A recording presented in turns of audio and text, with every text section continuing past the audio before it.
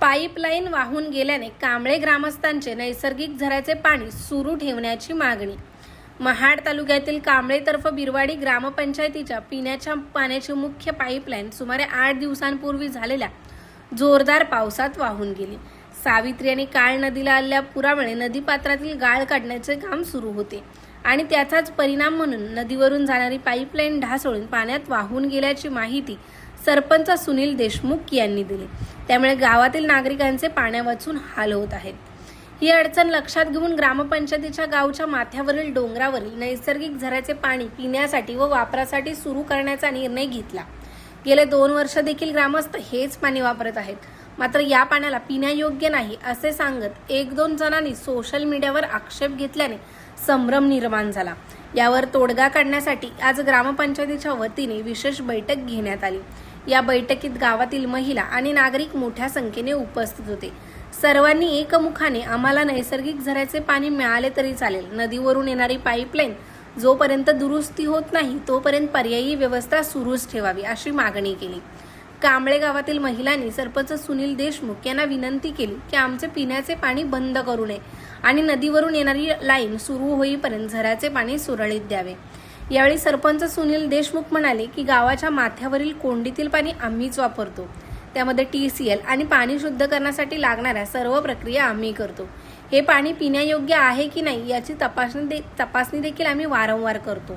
सध्या नदीवरून जाणारी पाईपलाईन दुरुस्तीचे काम करणे शक्य नाही, मात्र बिर्ला कंपनीच्या CSR मधून आमच्या ग्रामपंचायत हद्दीला महिन्याभरात नवीन पिण्याच्या पाण्याची पाईपलाईन मिळणार आहे। त्यामुळे लवकरच गावाच्या पिण्याच्या पाण्याचा प्रश्न कायमचा मिटेल असा विश्वास त्यांनी व्यक्त केला। सध्या नदीवरून येणारी पाईपलाईन दुरुस्त होईपर्यंत नैसर्गिक झऱ्याचा पाणी पुरवठा सुरू ठेवण्यात येणार असल्याचे ग्रामपंचायतीने स्पष्ट केले आहे। ब्युरो रिपोर्ट, तेज मराठी न्यूज, महाड, रायगड। सर्व सदस्य तरुण वर्ग आणि माता भगिनी, मुळात असल्या मीटिंगला मी कधीही उपस्थित राहत नाही, बरोबर आहे अप्पा? हां, पण हा विषय आपल्या सगळ्यांच्या जिव्हाळ्याचा आहे असं मला कळलं। मी फेसबुक काय ते व्हॉट्सअप वगैरे कधीही फार बघत नाही, आमच्या ग्रुपवरतं संस्थांच्या ग्रुपवरतं बघतो आणि तुला देण्याचा त्याला विषयच येत नाही।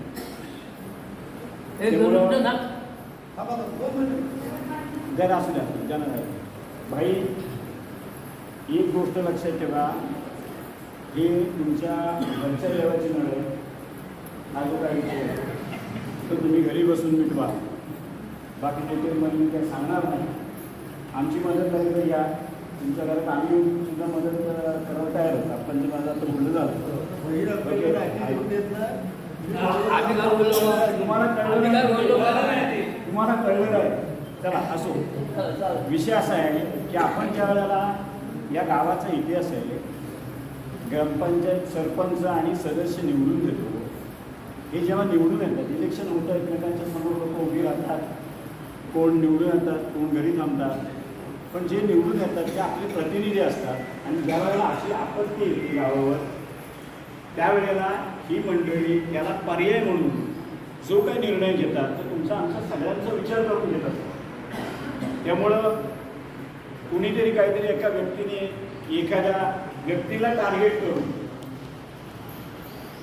तो विषय कुठला आहे माहीत नाही, त्यातलं डिटेलमध्ये जायचं काय कळत नाही, जायची काय आवश्यकता वाटत नाही, व्यक्तीला टार्गेट करायचा आणि तो काहीतरी व्हॉट्सअपवर टाकायचा।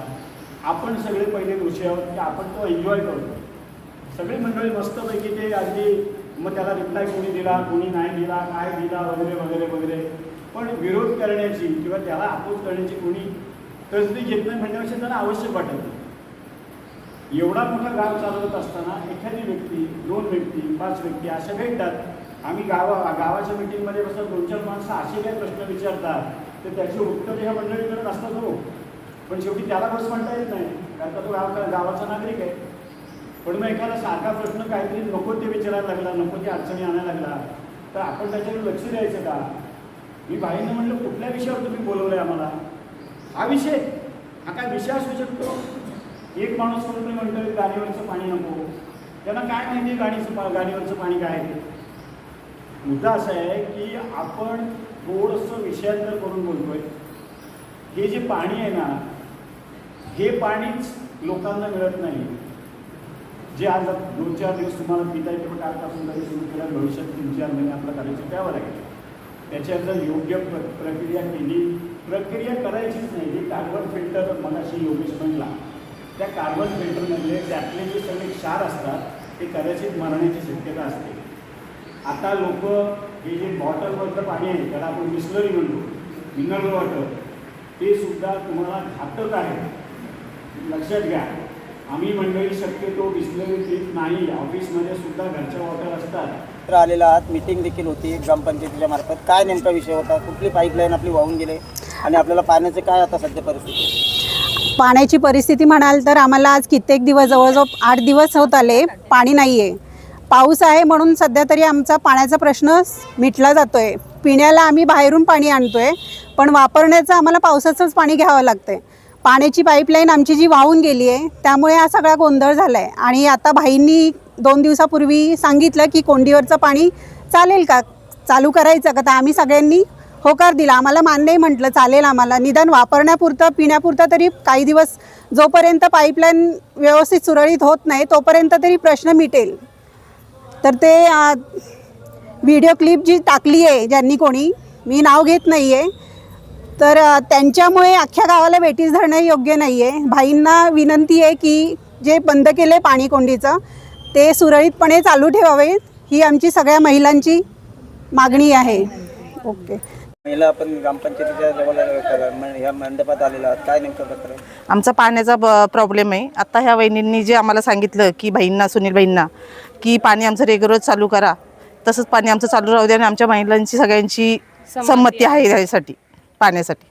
काय झालं तुमच्या पाईपलाईनला? पाईपलाईन पाऊस भरपूर झाल्यामुळं पाईपलाईन वाहून गेले, त्यामुळं पाण्याचा प्रॉब्लेम झालेला आहे. आता कुठून पाणी तुम्ही? आता आम्ही कोंडीदेवरनं पाणी घेतोय, आम्हाला घेतले.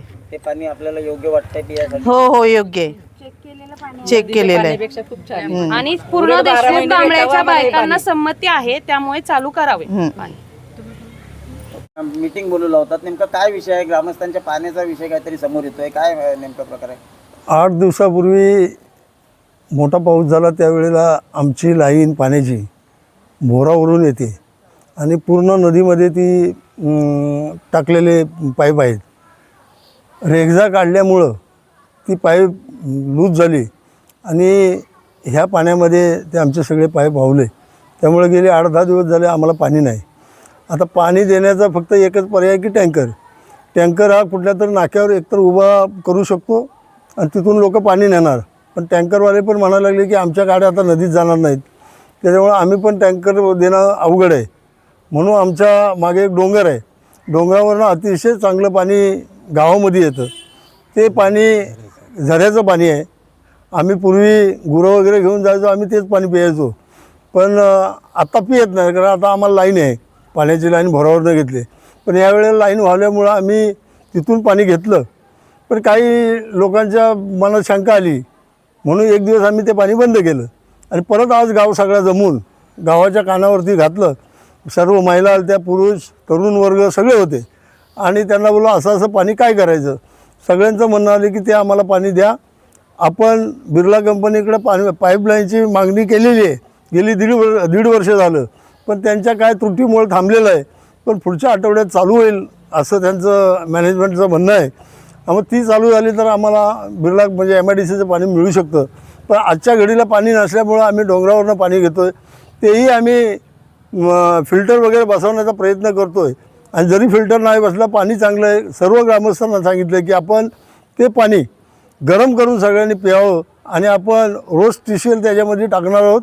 आणि ते पाणी 2 दिवसांनी 3 दिवसांनी लॅबला चेक केलं जाईल असं सर्व ग्रामस्थांना सांगितल्याच्या नंतर सर्व ग्रामस्थ म्हटले की अतिशय चांगला तुमचा हा प्रयोग आहे, त्यामुळं तुम्ही आम्हाला वरनं पाणी द्या आणि पाणी मिळायला पाहिजे अशी विनंती केल्याच्यानंतर आम्ही सगळेजण तिथं होकार देऊन संध्याकाळपासून पाणी आम्ही चालू करणार आहोत. आणि हे पाणी आम्हाला कमीत कमी 2 महिने फक्त मिळतं, त्यानंतर आमचं पाण्याचं प्रॉब्लेम होणारच आहे. पण बिर्ला कंपनी आणण्याच्या कडेला आहे, त्यांनी आमची पाईपलाईन म्हणजे जवळजवळ फायनल झालं आहे, फक्त ती चालू होणार आहे आणि ती लवकरात लवकर त्यांनी चालू करावी. हा व्हिडिओ त्यांच्यापर्यंत जावा अशी तुम्हाला विनंती आहे. आज तुम्ही इथं आमची ही बाईट घेण्यासाठी आले, तुम्हालाही धन्यवाद.